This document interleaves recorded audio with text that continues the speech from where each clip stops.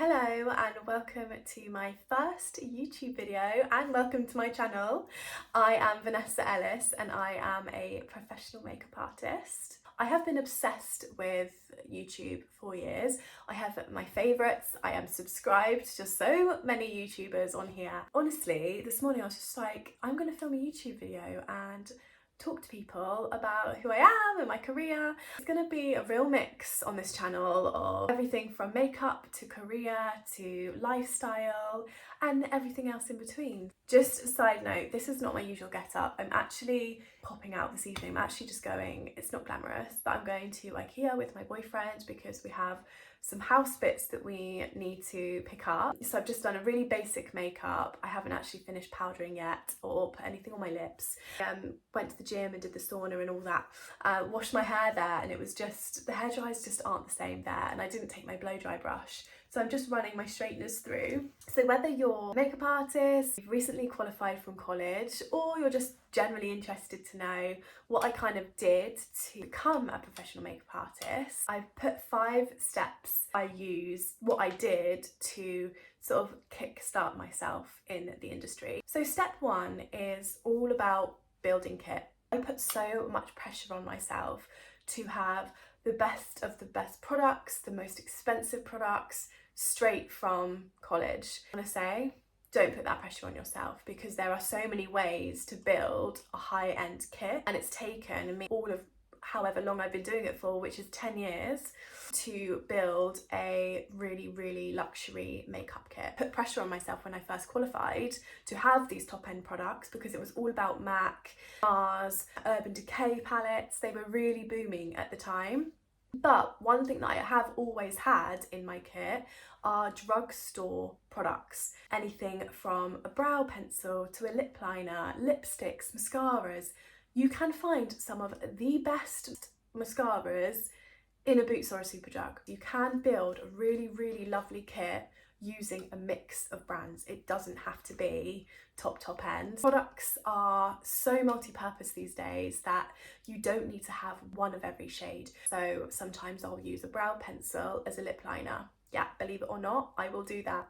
Anything to keep my kit light as well is like number 1. So that is step 1. I'm really not very quick at doing 2 things at once, like talking to you guys as well as doing my hair, clearly, because we've still got another layer to go. So step 2, and this is a step that I took and I'm so glad I did, is wedding makeup. Bridal makeup is such a good place to start in terms of starting a business. And I'll tell you why. I could go on about this forever, but I'm gonna try and keep all of these steps really simple. It is scary when you first finish college and you're out in the big wide world and you're like, oh my God, where do I start? So with bridal makeup, you really learn about the business side of the industry, as well as obviously upskilling in your makeup skill itself. It teaches you people skills, it teaches you how to invoice and set your rates, anything from the finance side all the way through to creating a website. I thought of a name for myself, which was Vanessa Elles. It stuck, it definitely stuck, and created some little business cards. Got a few pictures together from, some of them were from college, some of them were just makeup I'd either done on my sisters or my friends, and dropped them into bridal stores, wedding dress shops. With my hair, I've definitely smoothed it out a little bit, haven't I?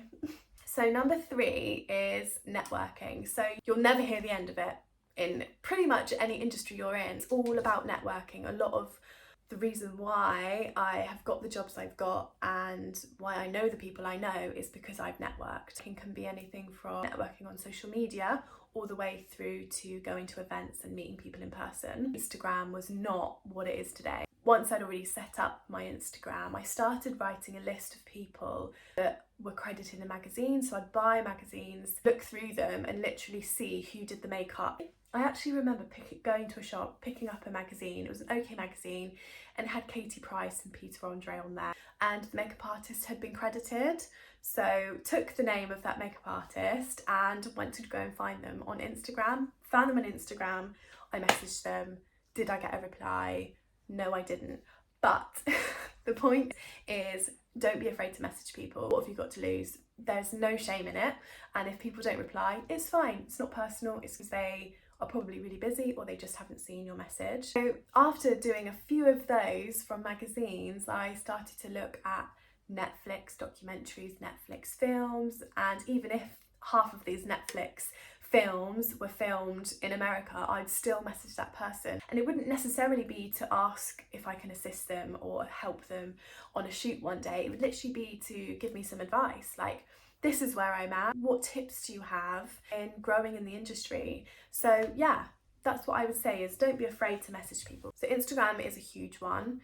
I'd also say there are other types of platforms, networking websites. So at the time, I think I was on one called Star Now, and I think it started as a modelling, I might be wrong, but it started as a modelling platform for models that weren't signed to an agency, that wanted to find photographers, find makeup artists to collaborate on a shoot. I made my profile on there and started networking, and I did my first few photo shoots. Some of them I cannot even remember what makeup I did for them now, but it was just a really great way to build a team, and some of those people from those teams I am literally friends with today. So I've spoken to you about Instagram and I've spoken to you about other networking platforms. There is another one called The Dots, probably more of a modern version of Star Now. Like I said, I don't know if Star Now is still going. Trust me now, I still network. Network will never stop. Always meeting new people every day, and obviously every shoot that I go on now, I'm meeting someone new, from whether it's the runner all the way up to the producer. They're normally people I've not met before. Yeah, it kind of creates like more of a domino effect. So that's definitely, I feel like I've covered quite a lot in step 3. Putting a little bit of eye pencil in my top waterline.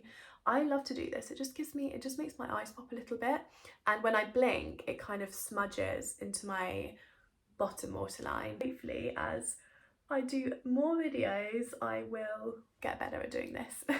A little bit of Charlotte Tilbury powder under my eyes. I'm just going to use, this is one of my favourite brands at the moment. They're called Et Al. Beauty Collective, and their brushes are the softest brushes ever. Like, it's such a cool shape for a brush. Anyway, I'm just using that under my eyes just to press over any particular shine that I can see. Best thing about doing it in the camera is I can really see where the shine is with this light in front of my face. So coming on to step 4, it kind of links in with step 3, because to get step 4 you kind of need to be doing a bit of step 3, but step 4 is all about assisting. I must have messaged 150 people before I got my first reply. Side note, don't be disheartened if you do not get a reply, because likelihood is they've either not seen your message or they're just too busy to reply to you. I was just in my 9-to-5 job. I was working in a distribution company at the time, and I will never forget my reaction when I got my first reply from a makeup artist that had been working on music videos. Honestly, I jumped out of my chair and I was like, oh my god, she's got back to me, and they're going, what? And luckily the company that I worked for were really supportive, and they knew that all I wanted to do was makeup. They knew I was a makeup artist, it's all I spoke about. I was obviously at this job, it was going to be temporary, but I still worked really hard. I got this reply from this lady, and she had her own makeup agency at the time, who I'm actually still friends with now, saying, hi Vanessa, I'd absolutely love to have you assist me. I've got a music video coming up in a couple of weeks. Would you be able to come along to help me? She sent me the date, the times, and what kind of makeup I needed to pack.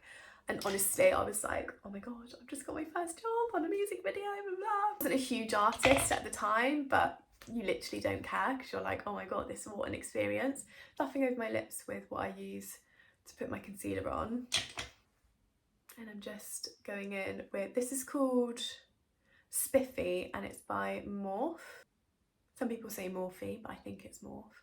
And I just popped that, it's quite a brown pencil, but just pop that over my lip line before blending that in a little bit. Sorry, I digress. yeah, there I was, waking up at 4 a.m, driving for like 2.5 hours to get to this location. It was in a rundown it was like a derelict warehouse. It was freezing and I was there all day. Got like 6 dancers ready for this music video. And honestly, I was just like blown away. I was blown away. I was just so grateful to be there, and I made the most of asking loads of questions about how do I get more jobs, and you know, what can I be improving on, what do you look for in an assistant? And then from then on, she had me on like loads of different jobs. Yeah, so that's how I would say I properly broke into the industry, because it taught me loads of things. And it wasn't necessarily like that was it, like I got my first few assisting jobs and I quit my job. I stuck with my job.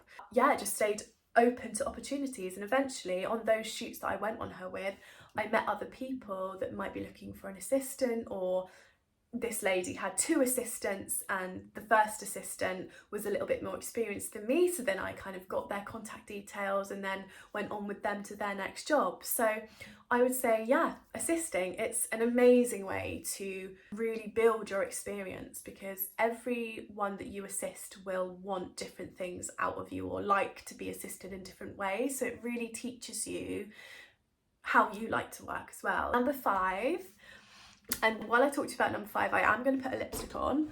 I just need to talk to you about this lipstick, because it's actually a balm-based lipstick, but it's by Vanessa Elles. If you don't know Vanessa Elles, she is actually a great one to watch if you want to learn about being a makeup artist, but she's also a brand owner, and she has some of the most beautiful products. So I'm just popping that on. So moisturising, and it's such a beautiful colour, this one's called Meet Cute, and love it.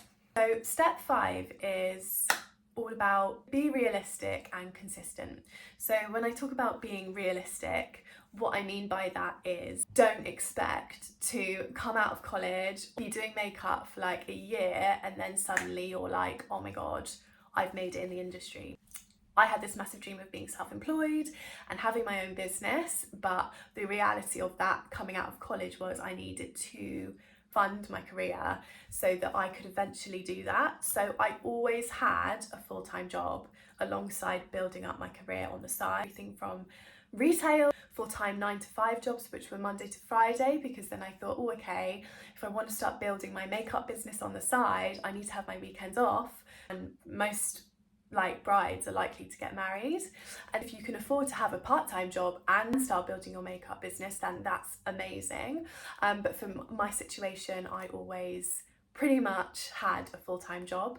So give yourself a little bit of time to like get a real feel for the industry when you first come out of college, and that's exactly what I did. I gave myself like a good couple of years. As much as I was like, oh, I really want to get out of this full-time job, I gave myself time to build my name on the bridal side and then continue to assist this lady, so that I built my network on that side. And then it kind of eventually had me quit my job, go self-employed, which was really scary, and I actually don't think I've mentioned at any point in this video, I have been self-employed for 2 years now, and when I did go self-employed, people on Instagram, as I was obviously building my Instagram, were like, I thought you already were full-time. So it's so funny how the amount of work I was doing on the outside of my full-time job was making it look like it was my full-time job. So it's honestly the power of Instagram and the power of creating your own shoots and creating your own social content.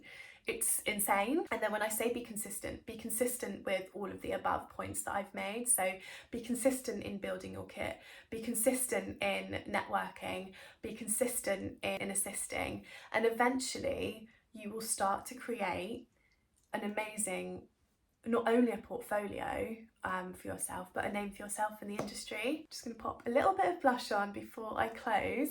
My first YouTube video. Honestly, if you've made it this far, thank you so much for watching. I hope you found that insightful. I hope you've gotten to know me a little bit. And yeah, can't wait to see you in my next one. Bye for now.